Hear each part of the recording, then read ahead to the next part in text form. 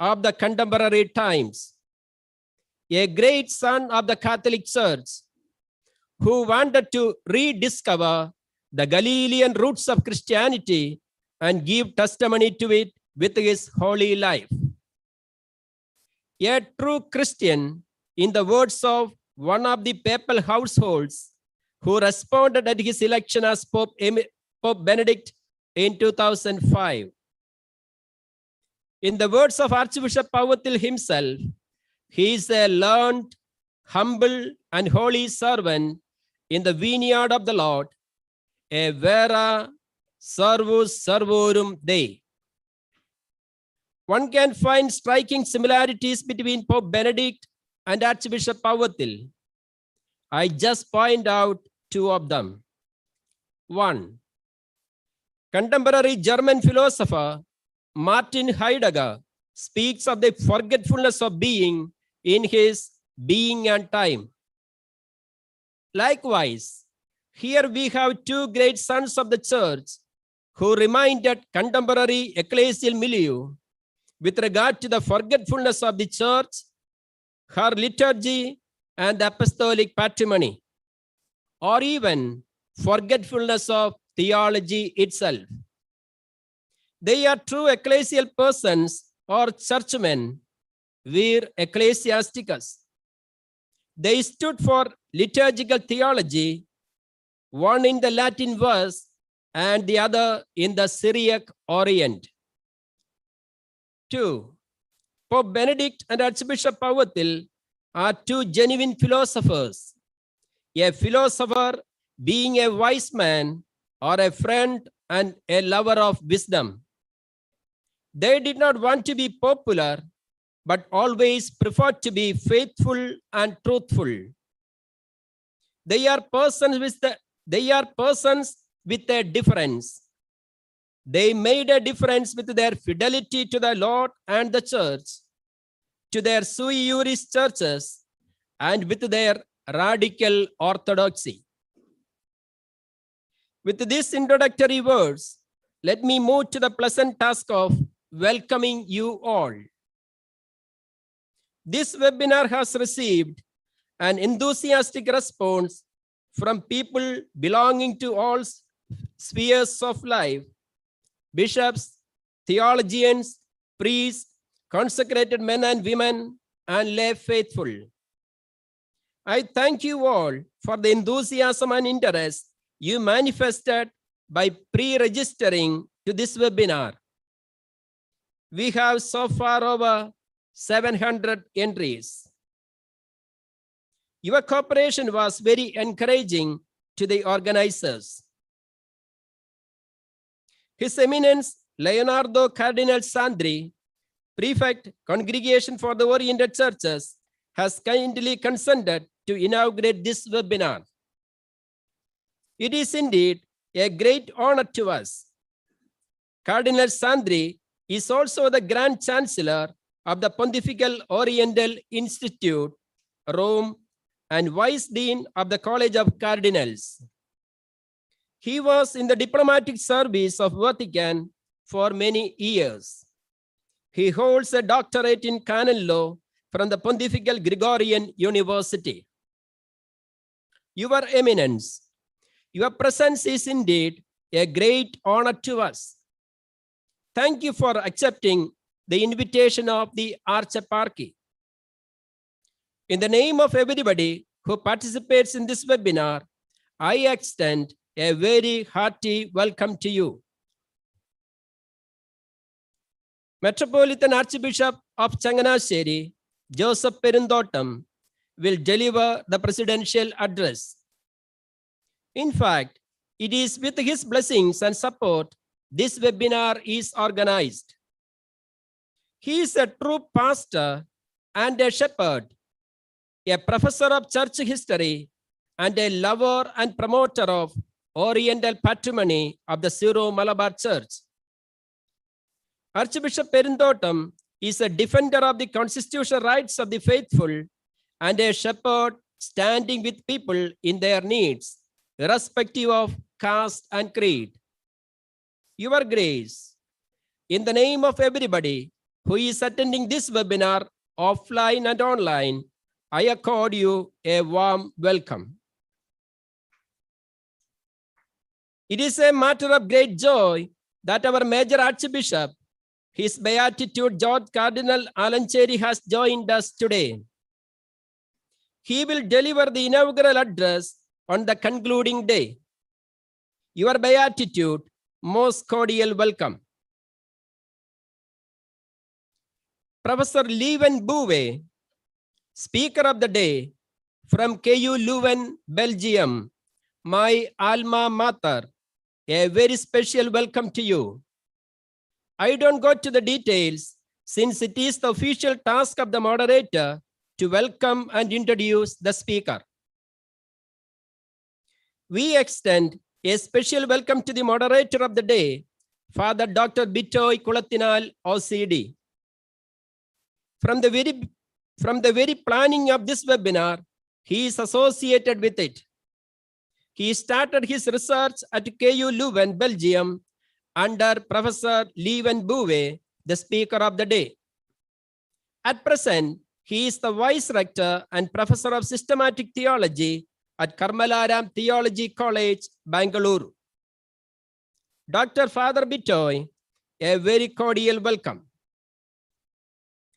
Acknowledging the goodwill of the collaborating theological faculties and institutions, and all of you, a very special welcome to Archbishop Powathil, the source of inspiration behind this webinar.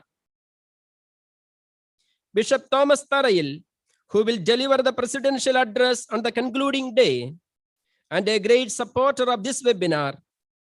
Other archbishops, bishops, presidents and rectors of the various theological faculties and institutions, philosophers and theologians, priests and consecrated men and women, and to you all of you, and to you all who participates in this webinar from far and wide, a very cordial welcome. A very special welcome to all the speakers who will address us on different days. Finally, requesting your prayers and support all throughout the webinar days, I remind, thank you. May God bless us all. Thank you, Reverend Dr. Thomas Padiath, for your welcoming remarks. It gives me great pleasure to invite Your Grace, Mar Joseph Perimthotam, Metropolitan Archbishop of Changanacherry, to deliver the presidential address.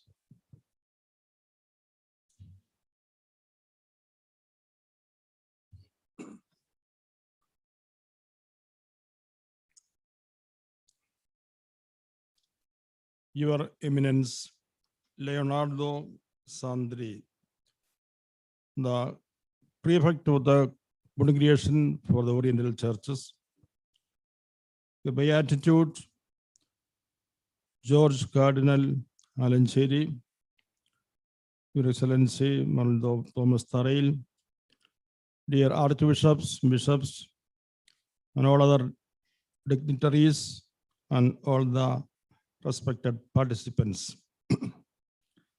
It is my sincere pleasure to address all of you at the beginning of this international webinar on the theology of Pope Benedict XVI. It is organized to celebrate This meeting is being recorded. the Golden Jubilee of the Episcopal Ordination of Archbishop Mar Joseph Powathil. This webinar is the befitting fruit of an unstinting and industrious effort of various individuals, committees, departments, organizations, and institutions under the able leadership of Father Dr. Thomas Padiath, the Vicar General of the Archparchy. I make use of this opportunity to congratulate all of them, especially Dr. Thomas Padiath, the chief organizer, for their hard work. As the world is going through a panic situation caused by the COVID-19 pandemic, this webinar can rightly be seen as a positive attempt made for an intellectual koinonia, a coming together of various scholars and students from different parts of the world that manifests unity and Gaudium et Spes, joy and hope in this era of crisis. The webinar is inaugurated by His Eminence Leonardo Cardinal Sandri, our most esteemed prefect of the Congregation for the Oriental Churches.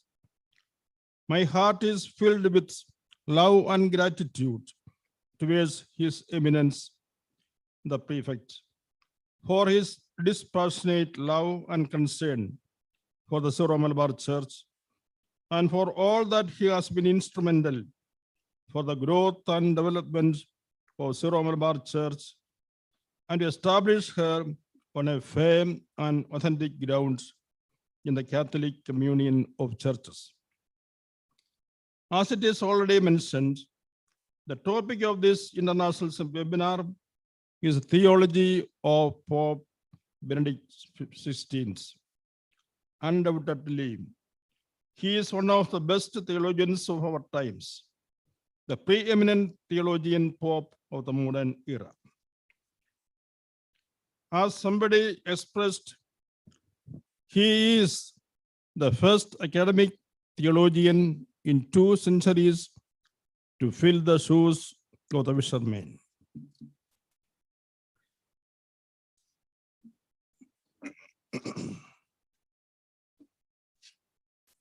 A deep down conviction that shapes his life, theology, and mission becomes evident in his homily during the Holy Mass, inaugurating the pontificate. It quote, and only where God is seen does life truly begin. Only when we meet the living God in Christ do we know what life is. We are not some casual and meaningless product of evolution. Each of us is the result of a thought of God. There is nothing more beautiful than to be surprised by the gospel, by the encounter with Christ. There is nothing more beautiful than to know him and speak to others of our friendship with him. Unquote. Accordingly, for him, our task is, first of all, to bring to light God's priority again. The important thing today is to see that God exists, that God matters to us, and that he answers us. Pope Benedict XVI is a teacher unparalleled, a Malpan of the Church, an uncompromising defender of faith and the apostolic faith tradition. It is in the continuity of this apostolic faith that the Church exists. It is this one apostolic faith manifested and lived in the diversity of ecclesial traditions that makes the Church Catholic. The unity in the Church is proved and experienced in the peaceful living together of different ecclesial realities. The Second Vatican Council had this vision of the Church, which Pope Benedict XVI wanted to put into practice. In his initial message, the Pope stated, I also wish to confirm my determination to continue to put the Second Vatican Council into practice, following in the footsteps of my predecessors and in faithful continuity with the 2,000-year tradition of the Church. For him, faith in God is the center of all things. Fides tua te salvum fecit. Your faith has saved you. Jesus said to those he healed, it is a faith in and with the Church where the Lord works. It is this form of faith that we must seek says the Pope. He knows and respects the spiritual treasures of Oriental Christianity as part of the precious heritage of the Universal Church. He has kept close relationship with the Syro-Malabar Church and esteemed her apostolic tradition, especially liturgical, and really wanted to protect it from being lost. For him, the Eucharist is the heart of Christian life and the source of the Church's mission, and the life of the priest be shaped by the Eucharist. It is also for him the center and source of the Petrine ministry. In his initial message after his election, Pope Benedict XVI stated that in the exercise of the Petrine office, he would give top priority to full Christian unity or ecumenism and interreligious dialogue. As all of you know, the occasion of this webinar is the Golden Jubilee of the Episcopal ordination of Joseph Powathil, our Archbishop Emeritus.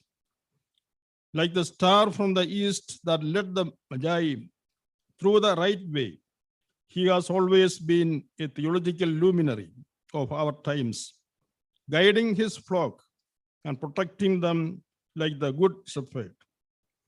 At various capacities, he served the church and the society with courage and conviction. His tireless efforts in the ecclesial milieu helped the Syro-Malabar Church to regain its lost identity and thus enlarge its horizon of missionary activities. His vision and leadership has always been helpful to safeguard the minority rights of the Christians. As our major Archbishop George Cardinal Changanacherry observes, the bold stand he took in times when the Christian community faced very critical situations in the educational sector, and his ecumenical vision, reaching out to all sections of the community in Kerala, did have a profound impact on the society at large. Fulfilling his motto in truth and charity, he always stood for the truth, but never losing charity. In the words of Oswald Cardinal Gracious, I found it was very easy to discuss with him because I always found him fair, objective, and reasonable. He was a man of the church. He would argue fiercely when he felt that the rights of the church were compromised. Today, when we think about both Pope Benedict XVI and Archbishop Joseph Powathil, we find stunning similarities in their vision and mission, which brought them closer. They shared similar convictions in the field of theology and liturgy. As it is always told about great personalities, we can agree or disagree with them, but can never ignore them. Both of them led the church with the courage and clarity in one of its most turbulent times. Pope Benedict himself wrote in his letter to Mar Powathil, in a time of liturgical confusion, you lived and defended the right position with a determination. Because of your fidelity to the oriental form of the liturgy, against all distorting temptations, you had to suffer hostility, which you bore with love to the truth. The words of Archbishop Georg Gernswein about Pope Benedict XVI are also relevant about Archbishop Powathil. It is undeniable that the depth of his theological thought, always lived at the service of the church up to the highest responsibilities, is a gift he has left to the bride of Christ. Likewise, Powathil, who was once called by Pope Benedict XVI as the crown of the Syro-Malabar Church, has always been a man of the church. His own words testified, for me to live is church. May this webinar shed more light into the theological contributions of Pope Benedict XVI and the life and vision of Archbishop Joseph Powathil. I wish every success and God's blessings for this webinar for all the participants and the organizers. Thank you. Thank you, Your Grace, for the presidential address. Let me now, with respect and cordiality, invite Your Eminence, Leonardo Cardinal Sandri, Prefect, Congregation for the Oriental Churches, to inaugurate this international webinar.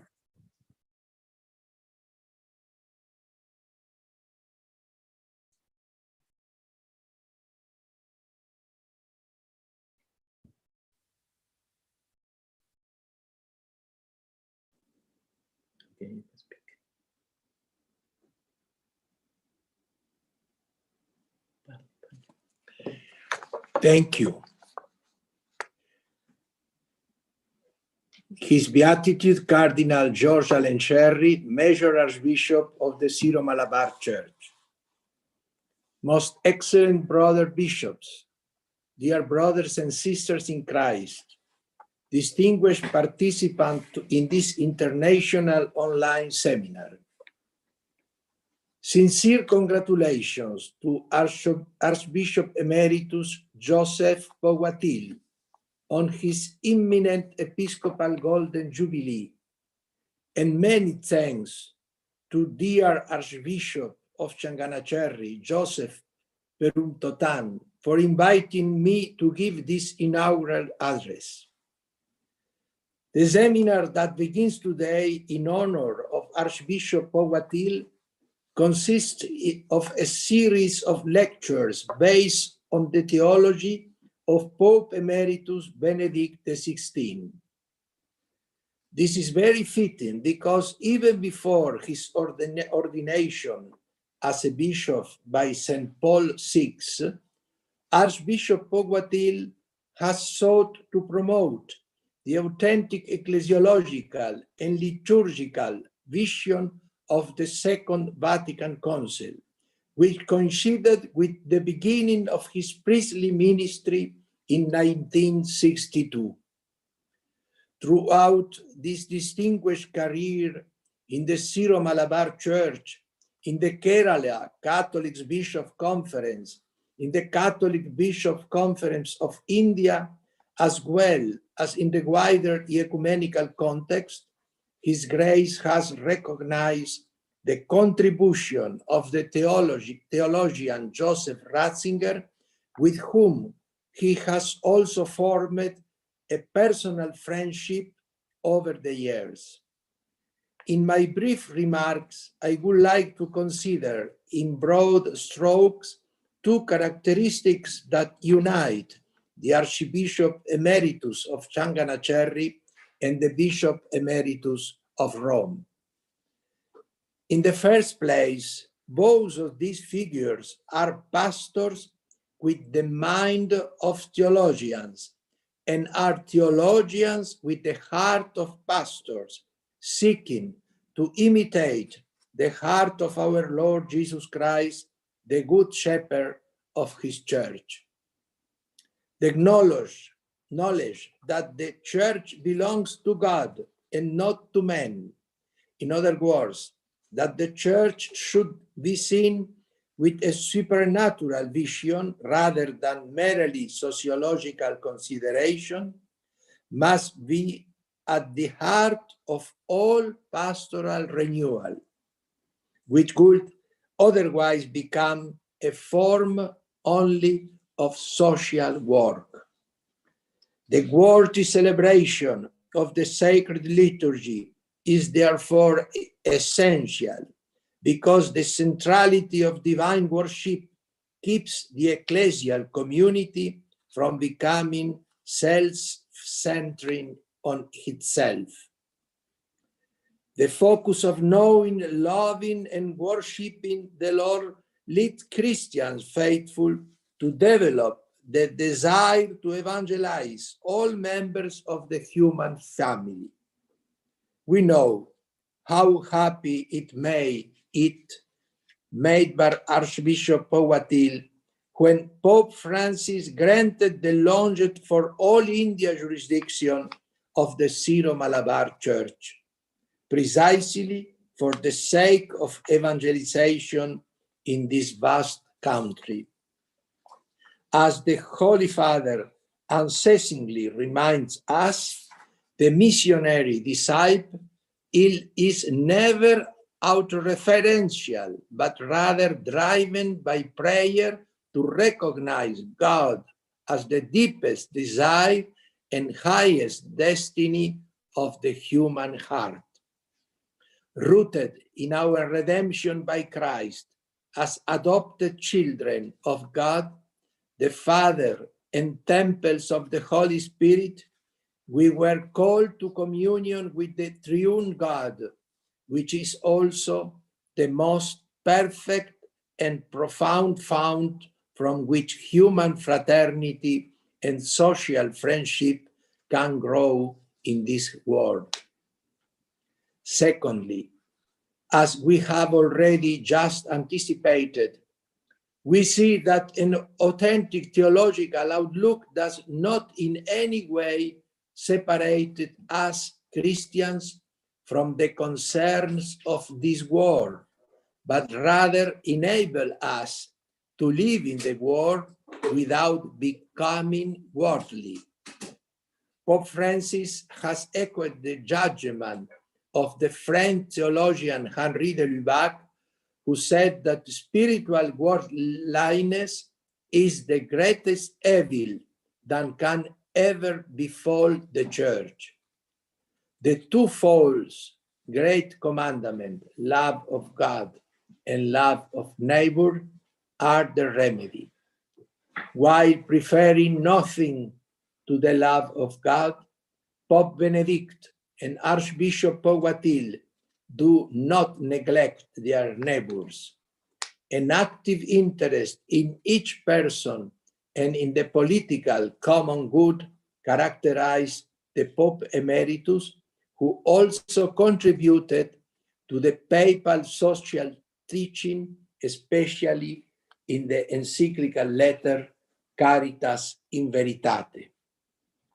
Archbishop Powathil, who specialized in political economy and in 1970 obtained a diploma in economics, developed from Oxford University, has also seen the great need for the faithful to study and spread Catholic social doctrine. His contributions, particularly in the field of education, are a great testament to this. The seminar that we are inaugurating today will undoubtedly further this mission, whose importance increases with the widespread materialism and relativism of certain secularizing trends. I therefore wish all the seminar participants the very best for an intellectually insightful and spiritually fruitful exchange of views. And I wish Archbishop Powathil many more happy and healthy years with every heavenly and earthly blessing. Dear Archbishop, ad multos and fautissimos annos for you, your grace. Thank you all for your kind attention. Thank you, Your Eminence, Leonardo Cardinal Sandre, Prefect Congregation for Oriental Churches, for inaugurating this international webinar on the theology of Pope Benedict XVI. And on behalf of everyone here today, Thank you, Your Eminence, for taking the time to speak to us. I would like to take this opportunity to invite Reverend Dr. Bitoy Kulathengil Osedi to introduce today's speaker, Dr. Leven Bowie, and the topic of today's lecture. Now it's your turn, Father. Hello, everyone. Good evening and a warm welcome to today's session. I'm very much excited to be here, excited about the conversations that we are going to have today. Today, we are privileged to listen to and to converse with Professor Dr. Leven Bowie, a well-known European theologian hailing from Belgium. When I say well-known, I mean it because from 2005 until 2009, at an early age, he was the international president of the European Society of Catholic Theology.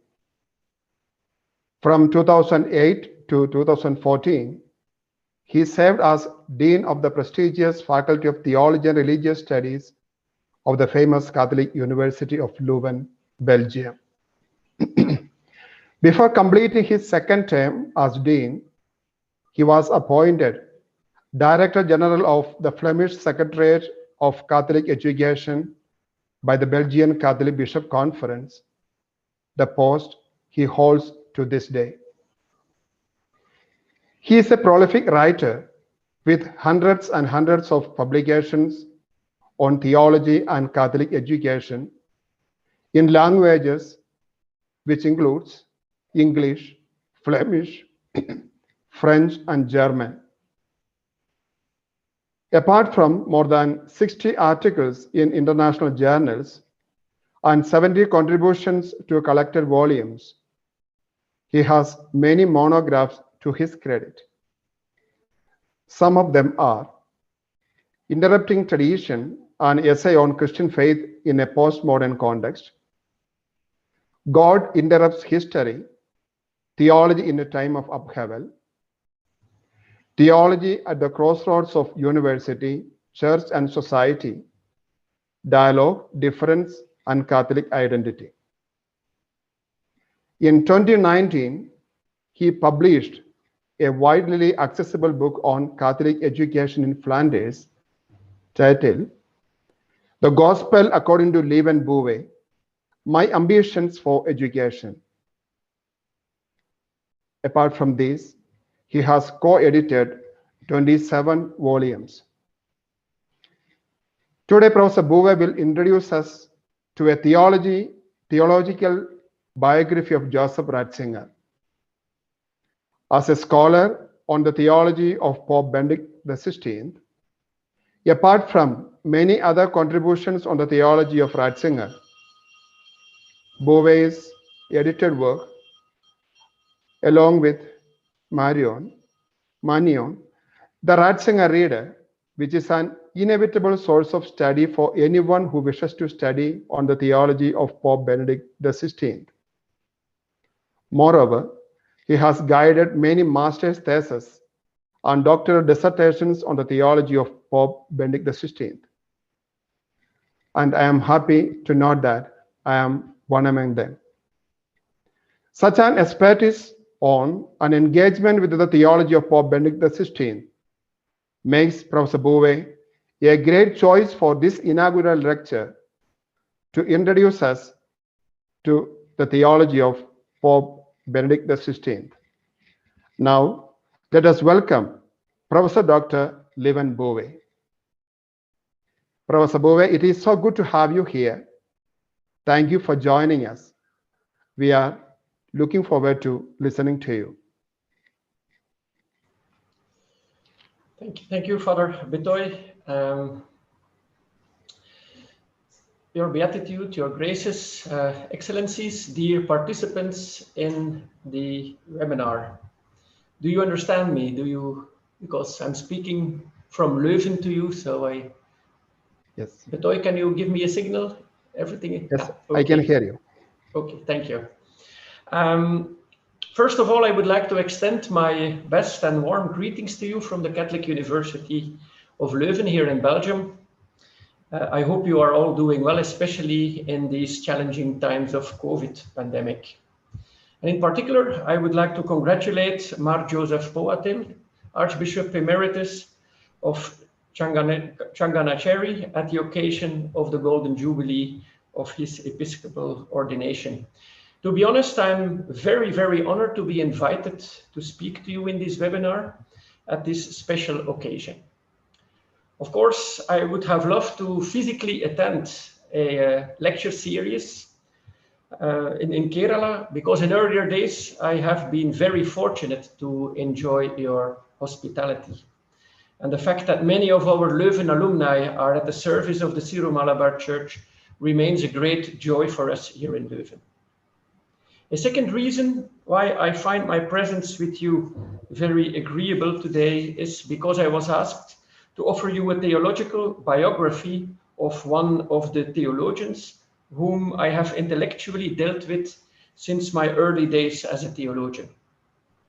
The fact that this theologian became a church leader, first in Germany as Archbishop of München-Freising, and later on for the whole world as prefect of the Congregation for the Doctrine of the Faith, and after his election in 2005 as Pope Benedict XVI, only added to my original interest and the intellectual challenge offered by his theological work. And the purpose of my lecture is to offer you a concise theological biography of Joseph Ratzinger. It's a theological biography, and of Joseph Ratzinger, not of Pope Benedict XVI. Because as we will see, even Pope Benedict XVI makes a difference. Also, Pope John Paul II made a difference between the theological work and the private theological work of Joseph Ratzinger and what he said as a church leader. So that's one of the questions we will have to deal with today and to confront ourselves with. First, in order to do so, I will give some particular attention to his theological and ecclesial career, followed by an equally brief summary of his theological position. In addition, I will address two particular questions that have accompanied the study of the theology of Joseph Ratzinger over the years. First, is there a significant difference between Joseph Ratzinger, the theologian, and Joseph Ratzinger, Benedict XVI, the church leader? And second, did Joseph Ratzinger's theological position change in a dramatic sense in the post-conciliar period, something which is often said? Should one distinguish this in his theological career between a Ratzinger I and Ratzinger II? Immediately afterwards, I will shortly comment on the tensioned relationship Joseph Ratzinger entertains with the modern world, and especially with the European continent. And to conclude, I will offer some reflections on the event of 2013, Pope Benedict stepping down from the Petrine office, and then the election of Pope Francis. And I will try to give a theological estimation of what happened over there. The aim of my lecture is to show that in order to fully understand theological intuitions of Joseph Ratzinger, it is necessary to acquaint oneself thoroughly with the historical geographical context in which this theologian came to theologize, and especially to appreciate the firm bond between Joseph Ratzinger's theology and the intellectual, ideological, and ecclesial developments of the European continent from the Second World War on. So we embark on a journey of 70 years when I speak about the theological biography. For it was no coincidence that Cardinal Ratzinger, once chosen to the papal seat, chose the papal name of Benedict, a clear reference to Benedict of Nursia, patron saint of Europe. This brings me to my first chapter, Joseph Ratzinger, a prolific theologian and an outspoken church leader. On April 16th, 1927, Joseph Ratzinger was born in the Bavarian town of Markel am Inn, the youngest of 3 children of a policeman and his wife. Already at an early age, he felt an attraction to the priesthood, but he was unable to pursue this interest owing to the fact that at the age of 16 in 1943, in the middle of the Second World War, he was conscripted into the German army to fulfill his military service. After about a year attached to an anti-aircraft battery near Munich, he was sent to the Hungarian front as an infantryman and was eventually captured by the American forces. After 6 months, as a prisoner of war in Ulm, he was finally released in the summer of 1945. In 1946, the then 19-year-old Joseph entered the seminary at Freising, and a year later embarked upon his philosophical studies at the University of Munich, where he also continued his theological formation. Among his professors were Romano Guardini, Michael Schmaus, and Gottlieb Söningen.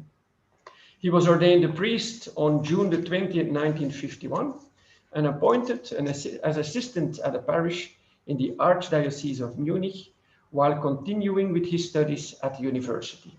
And in 1953, he graduated as a Doctor of Theology with a dissertation on the concept of the people and house of God in Augustine. A few years later, he obtained, not without some difficulty, he had a very difficult defense, he obtained his habilitation with a research project on the theology of history in St. Bonaventure. This latter qualification was, in effect, a kind of second doctoral thesis that is required as a license to teach in German universities.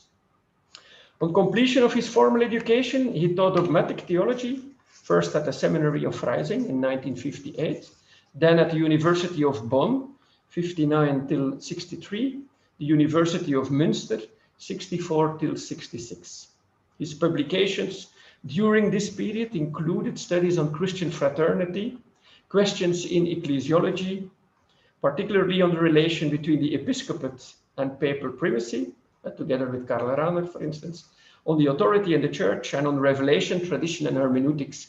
And it's of course not an accident that he wrote about these issues, because during that time he also participated in the Second Vatican Council, first as the personal advisor of Joseph Cardinal Frings of Cologne, who was an undaunted critic of the then prefect of the congregation, Cardinal Ottaviani of the Holy Office. And later, Ratzinger became an official peritus at the council. He was very active, among others, in the drafting of the Constitution on Divine Revelation, Dei Verbum, Constitution on the Church, Lumen Gentium, and of the decree on mission, Agentis. He also took part in the rather severe discussions at the council about the pastoral constitution, Gaudium et Spes. At this time, he was also instrumental in the founding of the international journal Concilium, and became an influential member of the group of 40 theologians who comprised the initial membership of the International Theological Commission. After the council, he was appointed professor of dogmatic theology at Tübingen in 1966 till 1969. And at that time, he composed his widely read and translated book on the content of the Christian faith, Einführung in das Christentum, Introduction to Christianity. And also produced his first collection of essays on ecclesiology, Das neue Volk Gottes.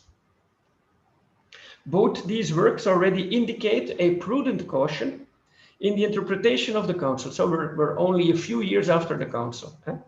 A prudent caution in the interpretation of the council with the central trust of Ratzinger's position that Vatican II's aggiornamento must not be allowed to lapse into a modernization of the faith, the church, and of theology itself.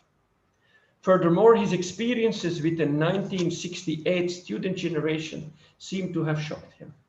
These students were reading the works of neo-Marxists like Herbert Marcuse, Theodor Adorno, and Ratzinger was particularly disturbed by the student riots of 1968 in Tübingen and the associated wave of anti-authoritarian feelings. So he thus decided to return to Bavaria and to take up a position at the newly erected theological faculty of the University of Regensburg in 1969, where also his brother was working.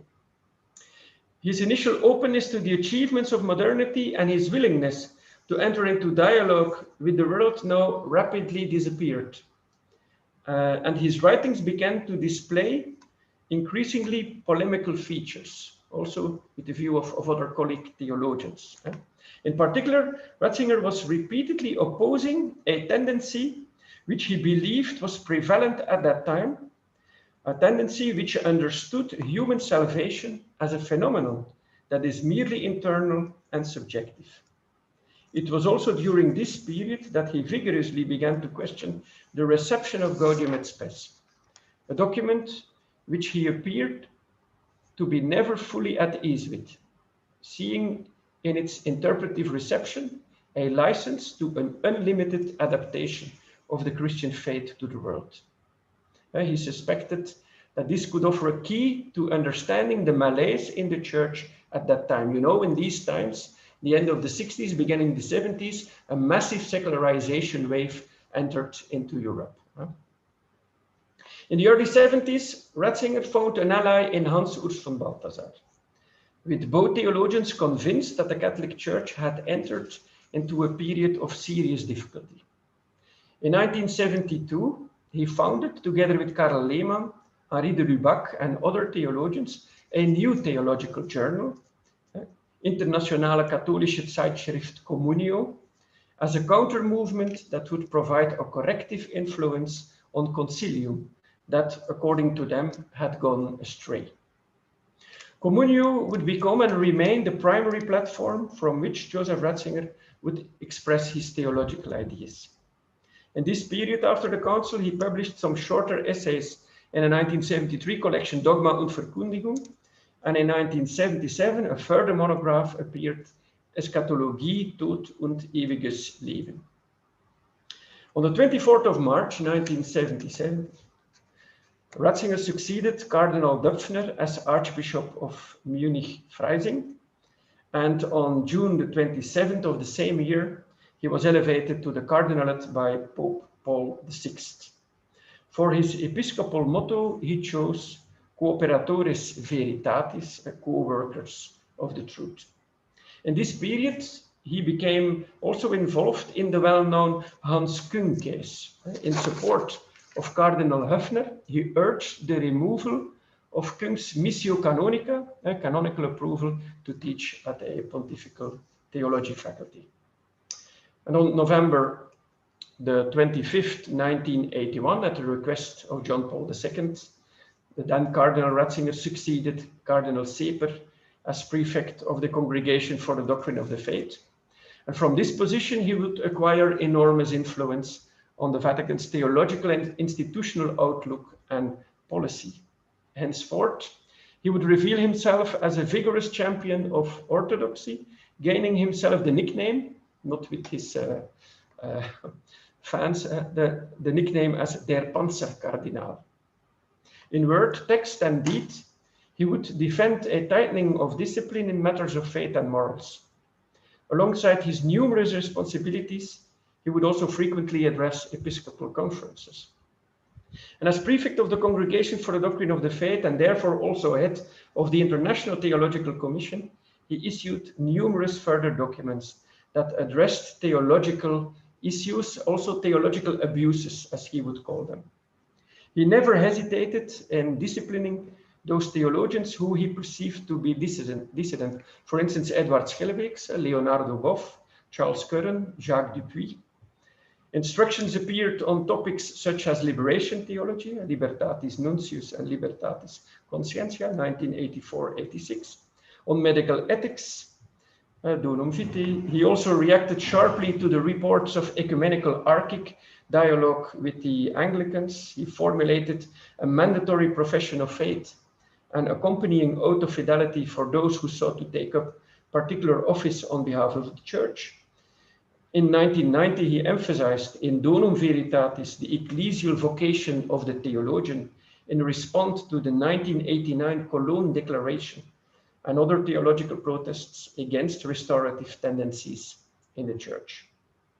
Ratzinger also issued documents on the pastoral care of homosexuals in the Church, 1986, on the correct nature of Christian meditation, 1989, and concerning the differing understandings of the Church as communio, in 1992.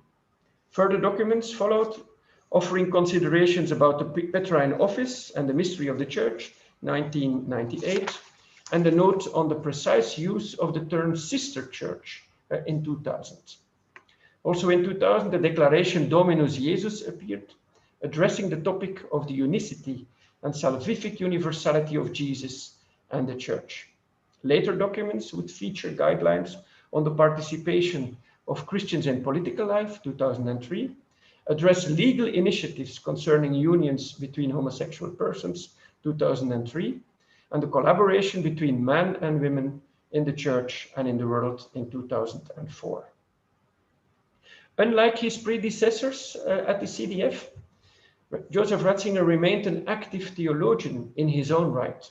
His most important theological publications from this time include Theologische Prinzipienlehre, 1982, Kirche, Ökumene und Politik, 1987, Wesen und Auftrag der Theologie, 1993, Der Geist der Liturgie, 2000, and Werte in Zeiten des Umbruchs, 2005, just before he was elected as a pope. Furthermore, many of his publications as private theologian were intended to clarify and defend magisterial positions. Through such private publications, for instance, he offered his reflections on the role of women in the Church on the occasion of the apostolic letter Ordinatio Sacerdotalis in 1994. And in addition, John Paul II's encyclicals Splendor Veritatis, Evangelium Vitae, Fides et Ratio, Ecclesia de Eucharistia. He also offered some thoughts about these. Also, the publication of the Catechism in 1992 enjoyed his full support. At the same time, he attempted to counter the steady erosion of Vatican authority. Some of the favorite themes of his writings on ecclesiology include the primacy of the Pope, unity and plurality, magisterium and theology, the formation of priests, the statutes of the Synod of Bishops and the pastoral significance of the Bishops' Conference, the relation between church and politics, and in relation to interreligious dialogue, the uniqueness of Christ and the salvific necessity of the Church. In the meantime, he also repeatedly stressed the necessity for a correct interpretation of the Second Vatican Council. All these issues, particularly his assessment of the situation of the contemporary Church, also became the subject of regular and invited interviews, in which he spoke with outspoken candor. A number of these interviews have been published in book form. On April 19, 2005, Joseph Cardinal Ratzinger was elected Pope during the fourth ballot in the Sistine Chapel.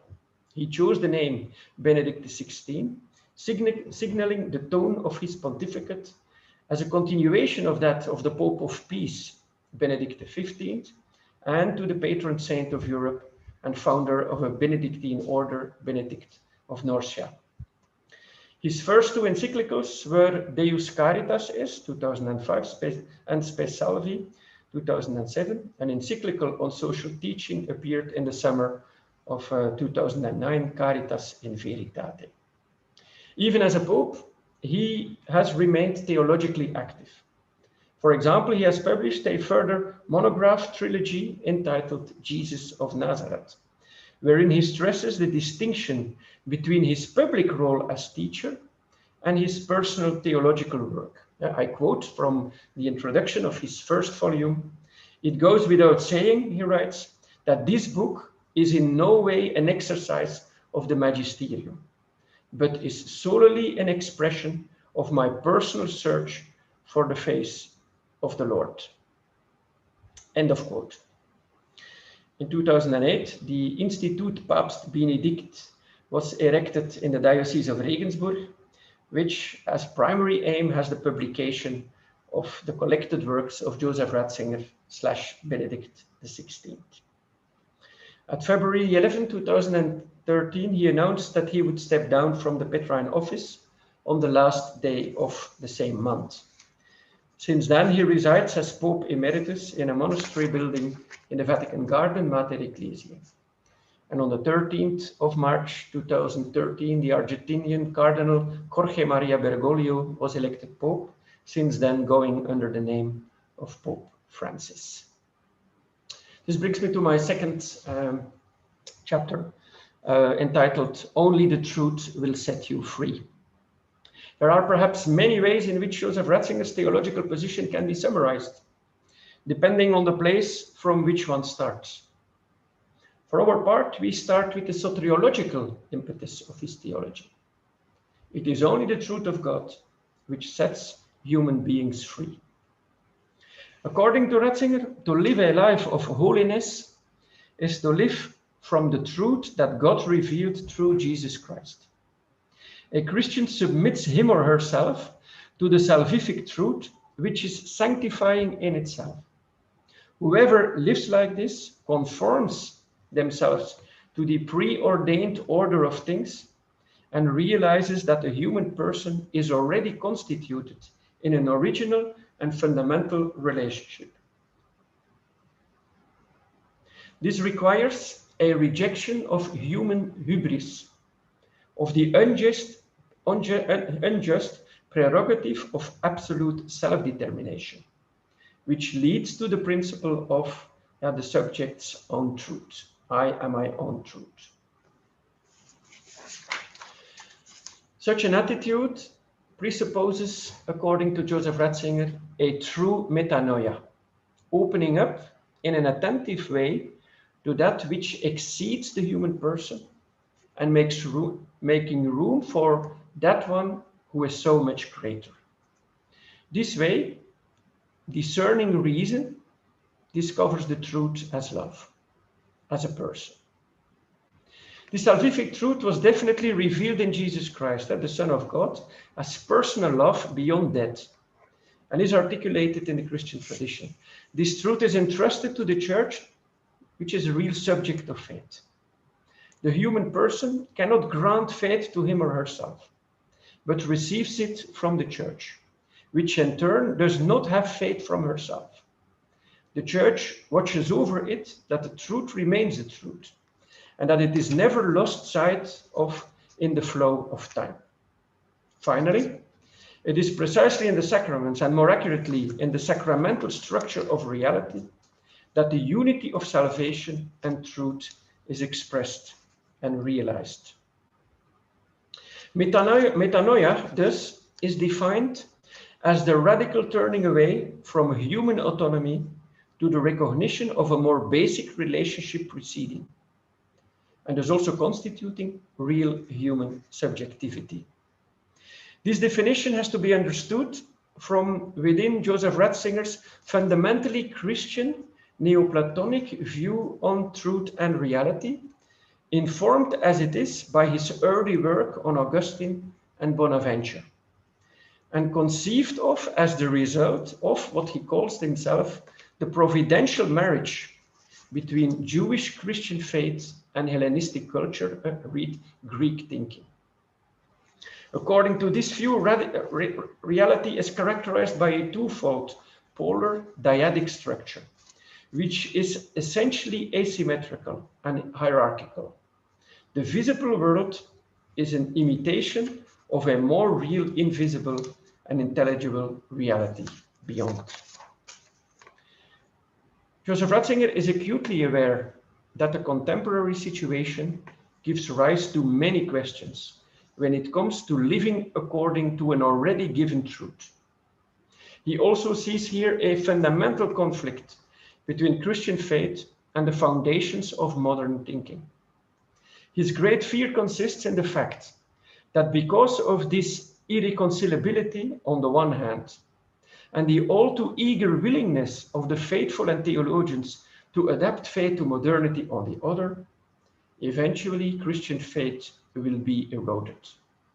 Much of his work can therefore be understood as an ongoing concern to defend the integrity of faith against modern adaptation.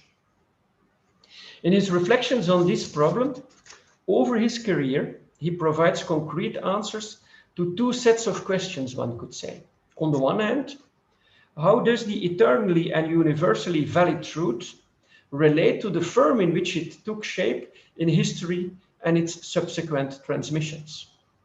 And what has been the role of the cultural baggage that converts from these cultures contributed? How should a responsible hermeneutics that wants to preserve the specifics of Christianity look like? On the other hand, second set of questions, what is then the role of the church, and more particularly of its teaching authority in all of this? What is the particular task of theology in this regard? And the third set of questions occupied Ratzinger primarily in the first period of his theological career. And in short, his position on the first set is the following. Revelation takes on a historical character. It is contained in human language and limited by the possibilities of that language. However, the character of this truth possesses an eternal dimension. Her historical shape is always conditioned by space and time.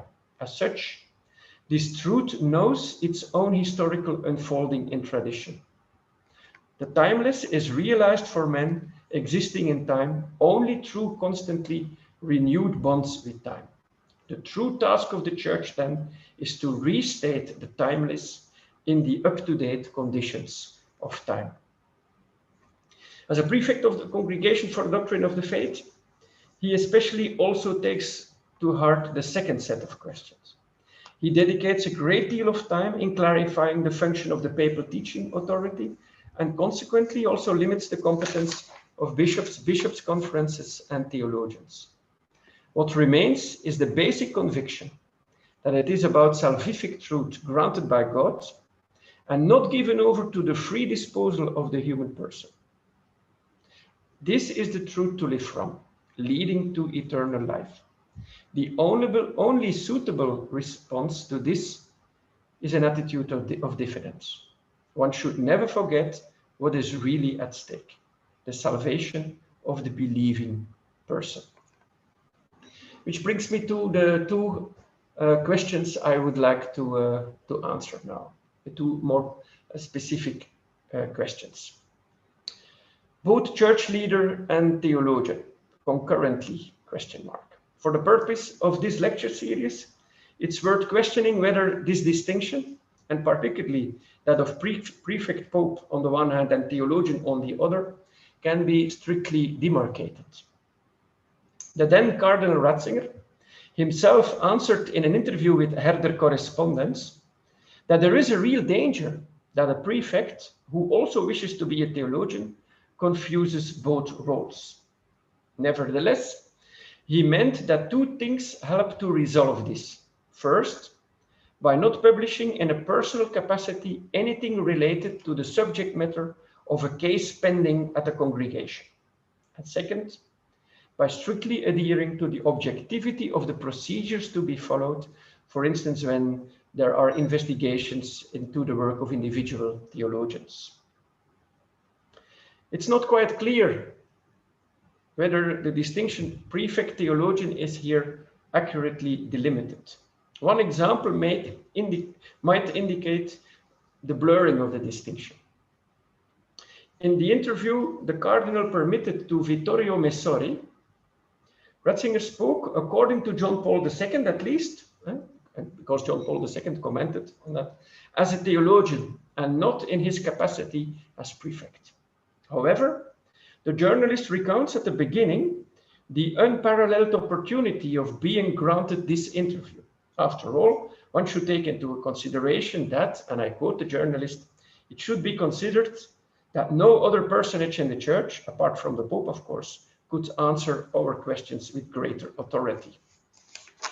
Moreover, if we take into consideration the fact that this book appeared right before the Special Synod of Bishops, which convened in 1985 to evaluate Vatican II after 20 years, then a little doubt whether this was only a theologian speaking or also a church leader, a little doubt is somewhat justified. The question about the appropriateness of a bishop, prefect, and pope who remains a theologian at the same time is not easy to answer. The disadvantages are obvious. Under the pretext of rendering a strictly personal opinion, a number of pronouncements are given greater authority than they, as a private theologian, would deserve. On the other hand, the personal theological expressions, nonetheless, offer a backdrop to and additional information in relation to how official Roman decisions and certain positions were arrived at. Moreover, it makes it possible to enter into discussion on a theological level and even exert criticism of his opinions, which the Pope, in his introduction to Jesus of Nazareth, even invited to. Even the Pope at that very moment said, this is a personal book, you can criticize it as a theologian. My fourth point, is there then a Ratzinger 1 and a Ratzinger 2? Already in 1978, the Italian theologian Roberto Tura divides Ratzinger's theological work into two periods. He talks about un primo Ratzinger and un secondo Ratzinger. Others present it as if Joseph Ratzinger made a 180-degree turn. And it is certainly true that in the second half of the 60s, Ratzinger's theological position is somewhat adjusted, and that shifts appear over the years. It is also certain that the young Ratzinger at the time of the council took positions which he later no longer would hold. Nevertheless, in my opinion, a fundamental continuity is noticeable. Rather, it is particularly the severe tone and more polemical writing style that distinguish a number of his later works, especially in his time of prefect of the congregation, from the earlier writings. His earliest articles are clearly characterized by a certain openness to church reform and to rapprochement with the world. He spoke about how Christian life in the church should be determined by the basic polarities of, on the one hand, the forthrightness to testify to the purity of the church, which can include condemnation, and on the other, obedience to the church. He wrote articles on collegiality, did not exclude the idea of a permanent bishop's council, yet framed it strictly within the hierarchical sacramental framework.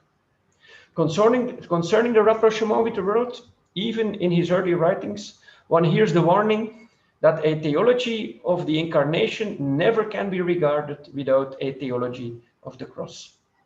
And very soon after the council, Ratzinger became suspicious of his fellow theologians and the post-conciliar developments in theology and the church, and his pessimism began to increase over the years. Furthermore, his continuous and ever more severe assessment of the content and reception of Gaudium et Spes in the post-conciliar church also demonstrates this evolution.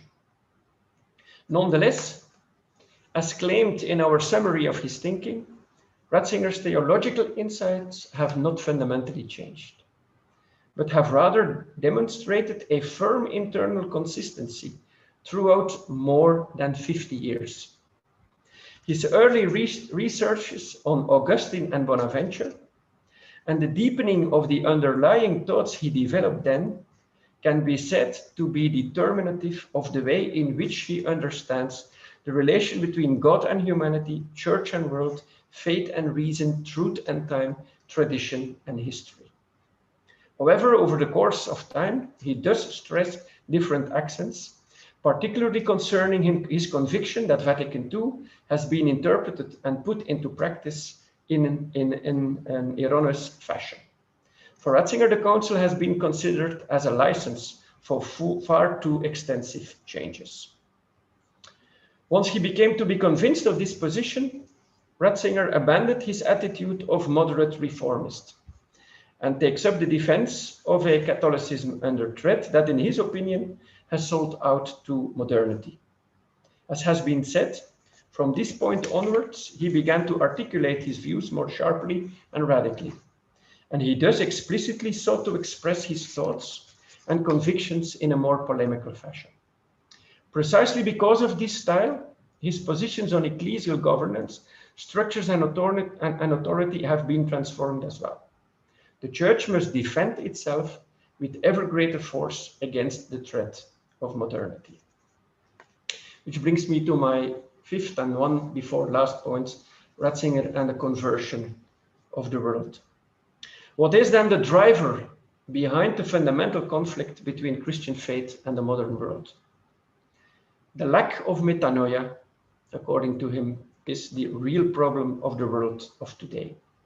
The world is no longer able to accept that there is an original truth prior to the autonomy of the human person, a truth that, despite all cultural mediations, always remains true because it is objectively true. In modernity, truth has become of a historical nature and thus radically relativized. In such a context, it comes to the church, Joseph Ratzinger claims, to defend the truth, even if that is not so fashionable. This is the church's mission within the world of today. And in order to do so, the church itself should be very wary of adapting itself to modernity, because then it no longer will be able to perform this task. This opinion became very evident in the series of interviews Cardinal Ratzinger has given while being the prefect of the congregation. The Ratzinger Report in 1985, Salt of the Earth 1996, and also his book about Europe, his books about Europe, such as his Wendezeit für Europa and his Werte in Zeiten des Umbruchs, 1991 and 2005. The modern world, with Europe as the example par excellence, has alienated itself from this salvific truth and has fallen into a culture of increasing relativism, amorality, and irrationalism. In 2005, Ratzinger was even speaking about a clash of two opposite cultures. Only a radical return to the roots of what it is to be human can save human civilization. Therefore, rather than dialogue with the world, Christians should strive for the conversion of the world. First of all, the world has become so alienated from the church that any dialogue has become very problematic, as the world stands at odds with regard to Christian salvific truth. Secondly, such dialogue, especially when it would pertain to the Christian truth itself, endangers the integrity of this truth. Only speaking from a firm identity, the church can challenge today's world, calling it to metanoia, to recognizing again the fundamental relationship to God, which underlies all human rationality, subjectivity, and community building. So brings me to my final point, the final question. Why did Benedict step down as Pope? February 11th, 2013, Pope Benedict XVI announced that he would lay down his papal office at the end of the same month. The question then, why he decided to do so, has been asked many times since. The Pope himself mentioned in his statement of resignation the following, and I quote, "In today's world, subject to so many rapid changes and shaken by questions of deep relevance for the life of faith, in order to govern the bark of St. Peter and proclaim the gospel, both strength of mind and body are necessary.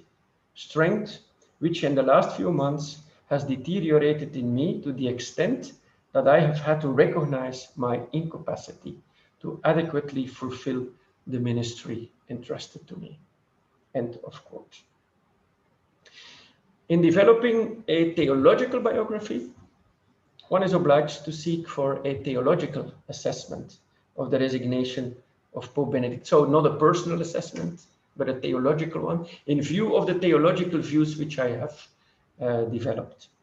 Because viewed from a distance, there appears to be a good deal of tragedy in this, a situation that must have caused great distress to the Pope. He who wished the Church to be not only a beacon of light and truth in a world diagnosed with egoism and relativism, but also the protector of real humanity, so at that very moment, the church undermined from within by the pedophilia crisis, which damaged the church's credibility in moral and other matters, both inside and outside the church. Moreover, There was the moral and financial crisis within the church, illustrated by incidents such as Vati leaks and so on. To my opinion, one should not underestimate the way in which all of this challenged Benedict's, or rather Joseph Ratzinger's, personal theological convictions. As a theologian, a bishop, a prefect, and a pope, Joseph Ratzinger has had a strong influence on the way the church has developed over the last 50 years in matters of faith and morals, in organization. At the end of his papacy, he may have felt that it just had not worked the way he intended it to work. His desire for the church to uphold the highest standards of truth and morals over against the modern world of egoism and relativism was shattered when he was confronted with a church ethically crumbling down from within, losing its credibility on the public scene at a steady pace, not only in Europe, but to a growing degree elsewhere as well. Instituted as a divine reality, the church proved perhaps to be also too human. It was hardly still possible to argue in a credible way, as Ratzinger did on many occasions before in his ecclesiological reflections, that it is not the church, but only its members who are sinful, and thus responsible for the pitiful present state of affairs. From a theological viewpoint, the verdict then is that in his judgment, the church as a guardian of the divine truth could not live up to its own calling, to the truth it wanted to present as an alternative to the world. The church at this point seems to be in no way better than the world it wanted to convert. Theologically, this must have been very discomforting. The consciousness that the current crisis is the product of an immense lack within the church of what Joseph Ratzinger perceived as the most fundamental structure of Christian faith, metanoia. Here we touch, I would think, the basic issue at stake. Because of its opposition to the world and in calling upon the conversion of this world, the church may have lost sight of its own constant need to conversion. It would seem that Pope Francis is cognizant of the difficult situation of the church, calling the church itself to be poor, to be humble, and setting such example in person, urging the church to foster conversion in its own midst before calling the world to conversion. However, it is Benedict's bold decision to step down which opened the space for Francis to do this. A short conclusion. This brings us at the end of a time span of more than 70 years of recent church history, a period in which Joseph Ratzinger has been one of the major ecclesial and theological proponents.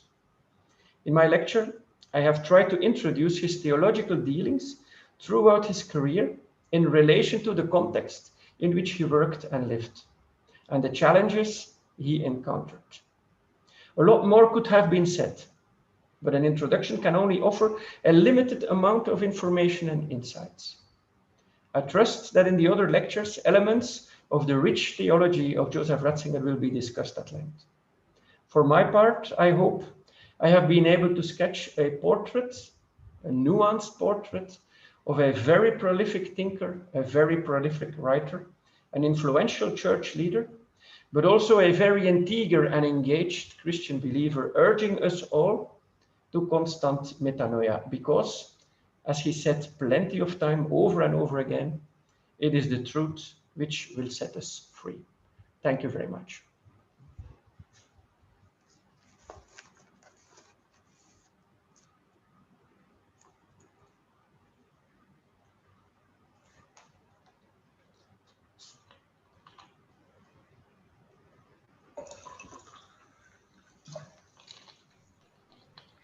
Thank you very much, Professor Bouvet, for taking us through the theological biography of Joseph Ratzinger. I'm sure that your presentation must have inspired and also elicited many questions. So now we have time for discussions, and we will do the discussions right now following either one of the means. Either you can raise your hand and we will attend to you, or you can type in your questions in the chat box, which the organizers will read out to Prosabove. So the audience can respond to the presentation by questions or sharing your perspectives. You are all welcome.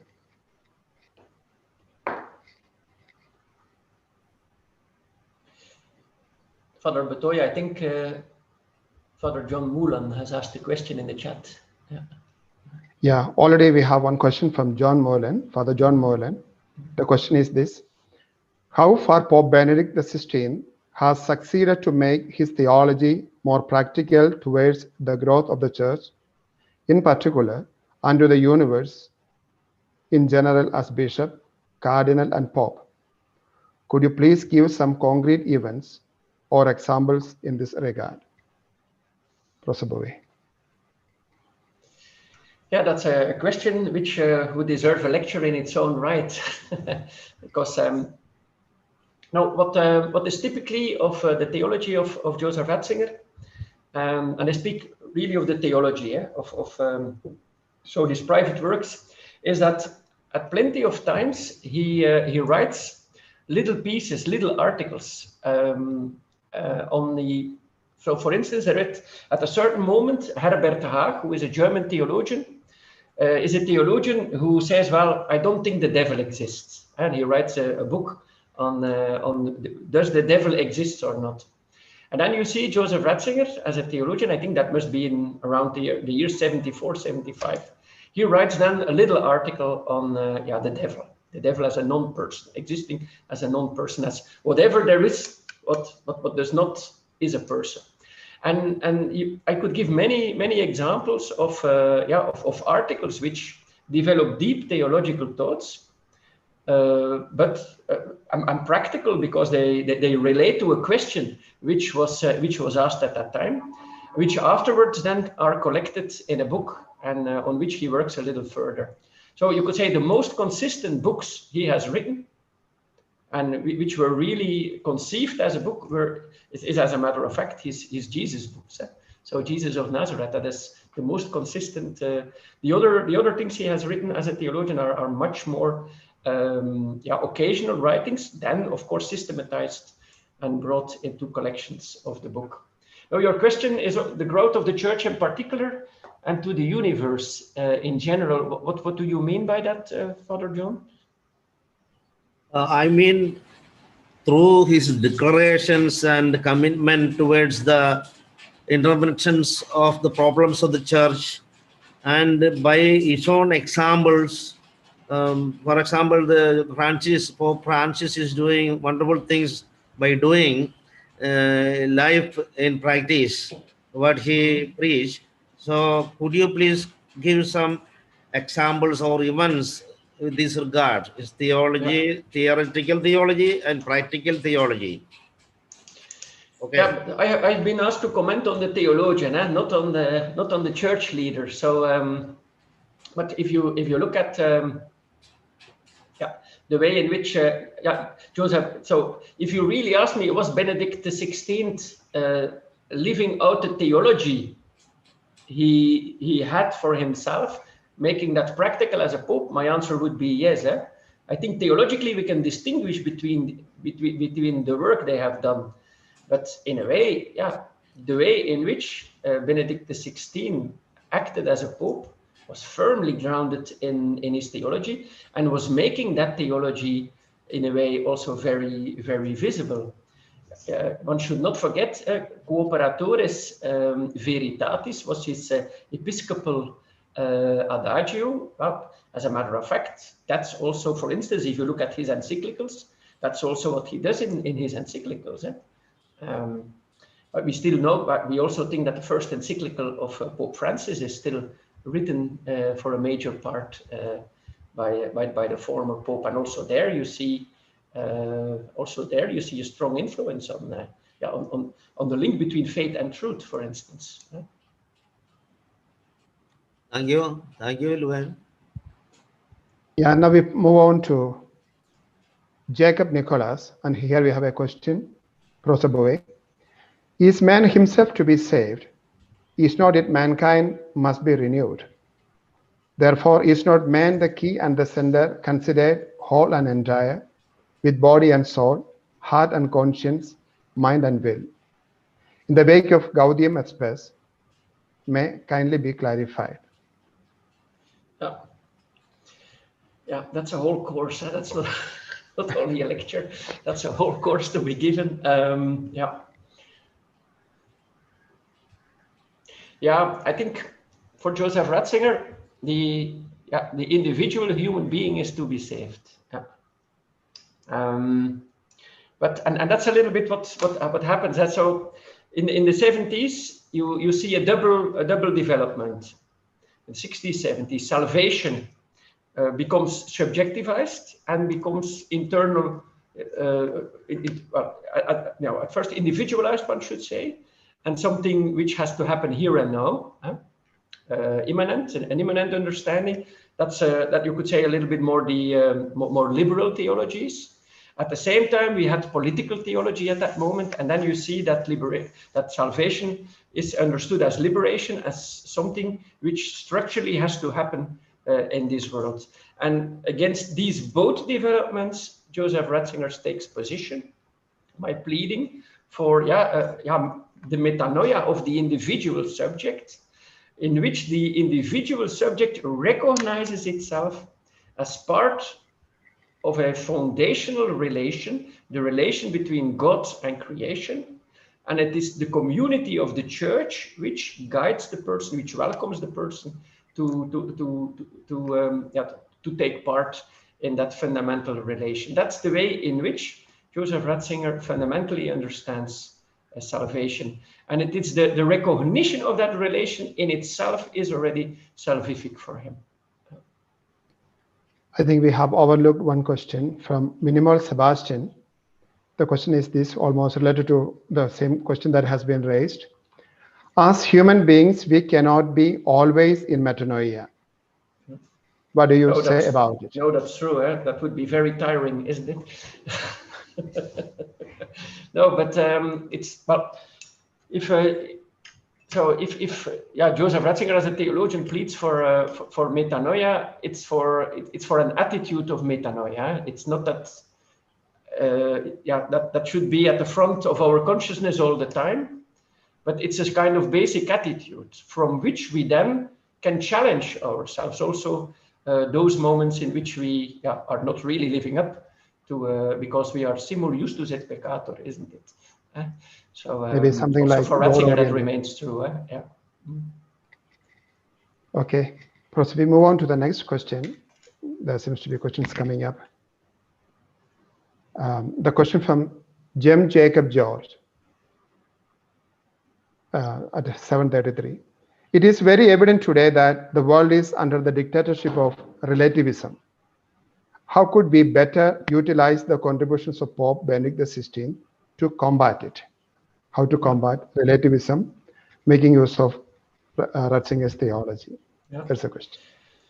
Yeah, of course, does the world exist? So what I said in the beginning is I would try to make you understand, if you really want to see theologically, not as a church leader as such, but the theology of Joseph Ratzinger, if you really want to understand it, then you also need to get a certain acquaintance of the historical, geographical developments, ideological, intellectual developments in Europe, because he's really in dialogue, in relation, in confrontation with that.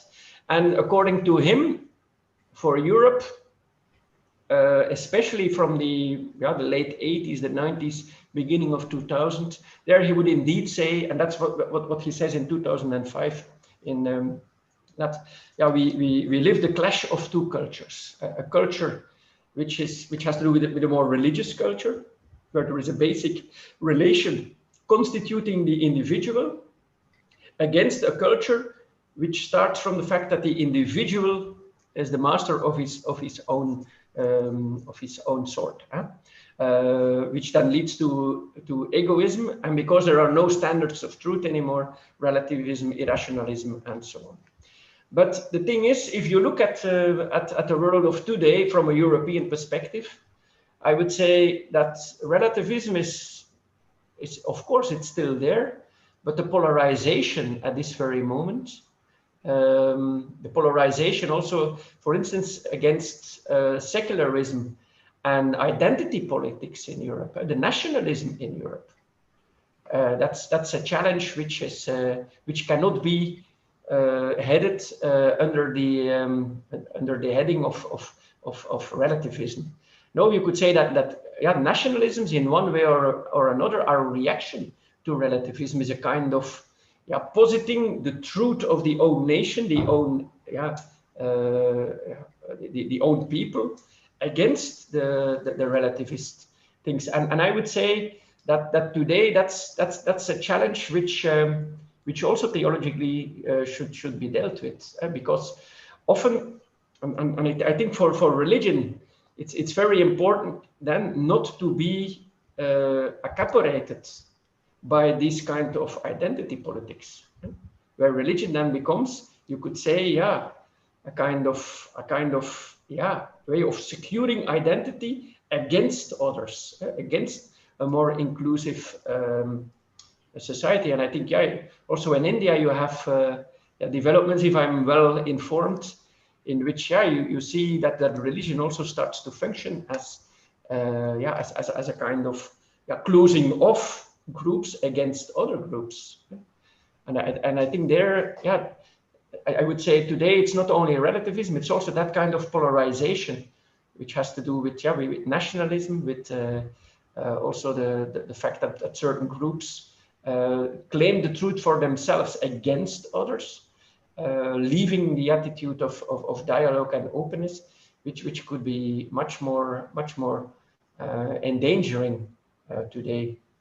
But I would say, in answering the question, I think, if you know where Joseph Ratzinger writes from, reading his work, also the things he wrote in 2005 and 1991 about Europe and the way you should relate to the rationality of the time, it's always interesting to do so. He's a very inspiring thinker. That's the good thing with the theologian Joseph Ratzinger, is you don't have to agree with him not to find his work inspiring and challenging.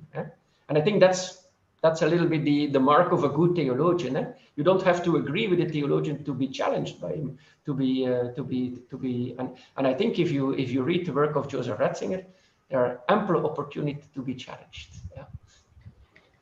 Yeah, Professor, thank you for that answer. And I think the person is satisfied or may have. But there's the same with Gaudium et Spes. I see Father Jacob asking about Gaudium et Spes. That's also Gaudium et Spes, make an analysis of the world of that day. We have to make a new analysis. Maybe there is an interesting question from Sister Marian Madhav, one of K11 alumni. Thank you, Professor, for your wonderful paper. My question is this.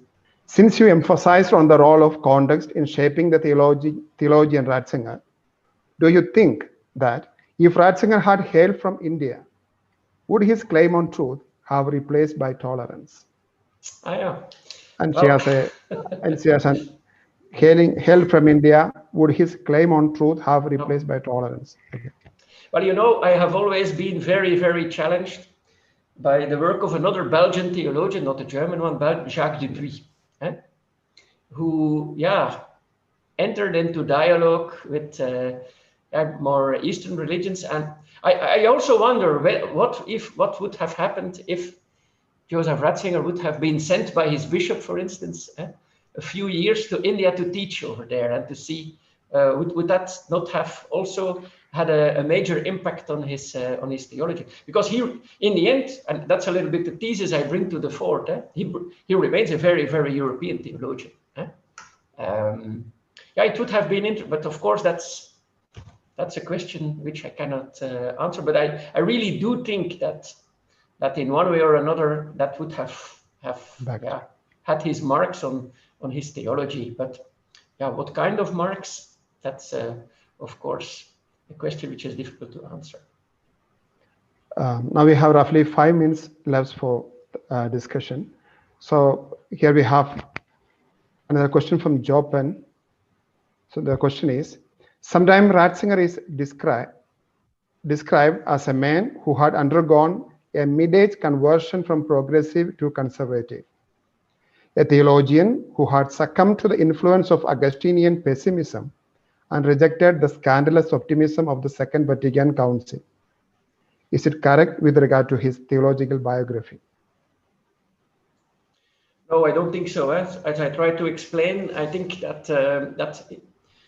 certain attitudes and the way in which he reacted, that has changed because of the context, which has changed. But already for instance, in his personal notes on the council and on the discussions of Gaudium et Spes, also there he was already very, very cautious about too much openness to the world, which might have endangered the integrity of the faith. So now I think his tone changes, but I don't think his theological position fundamentally changes over the years. No. Okay. Now, then there is another one question coming up from Albert George Xavier. With trends of secularism plaguing the youth of the present time and conservative views of the church being termed as outdated, how can we make the teachings of Ratzinger more contextual? Yeah. He is asking about the possibilities to contextualize Ratzinger's theology. Yeah. Of course, I think Joseph Ratzinger would answer the question with, but of course we could ask him that we don't have to make his theology contextual. We have to do theology for our own time and use his work to do that. So that's, I think, what he would answer. Because for a theologian, it's not about the theologian's theology. It's about theology.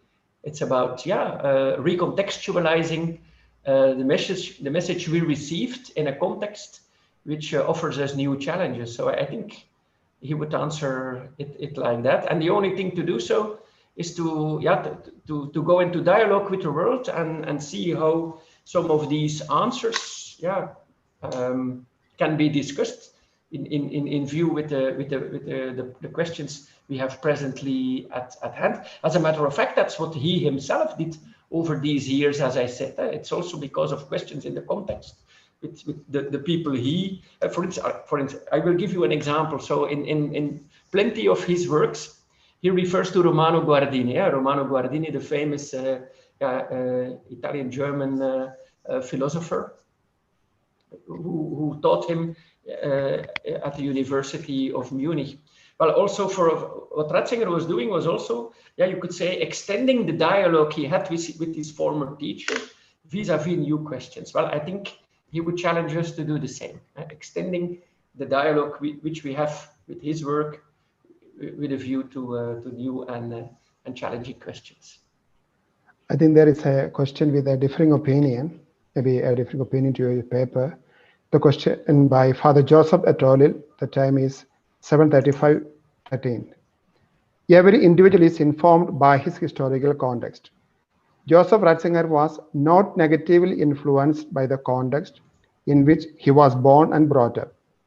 His Dominus Jesus is directly aimed at the pluralistic theology in the theology of religions.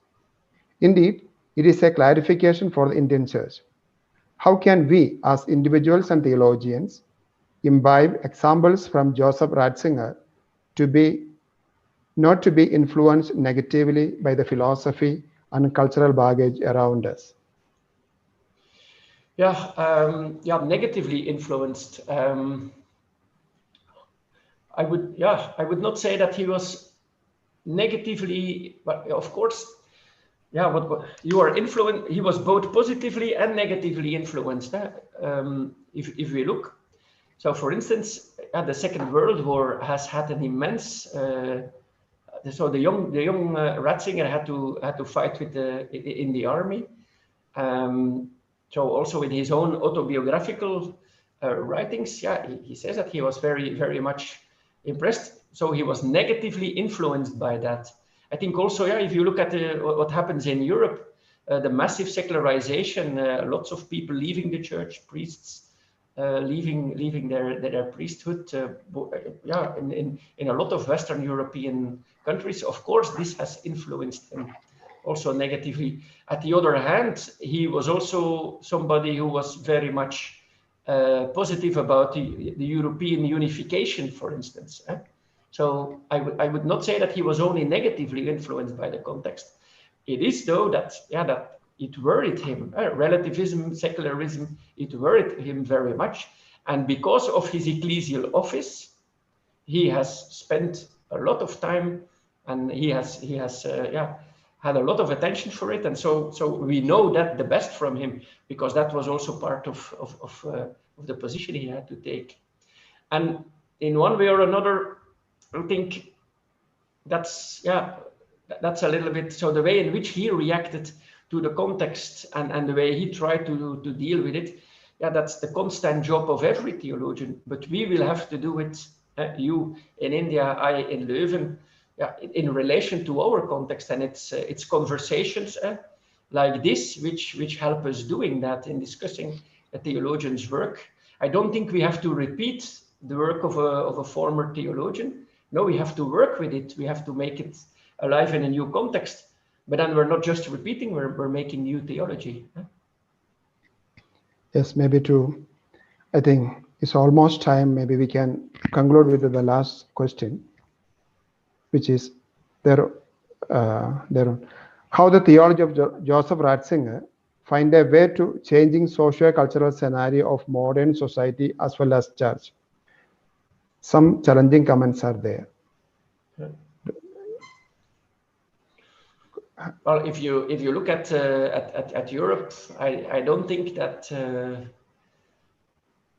has a major impact on the way in which Europe has developed.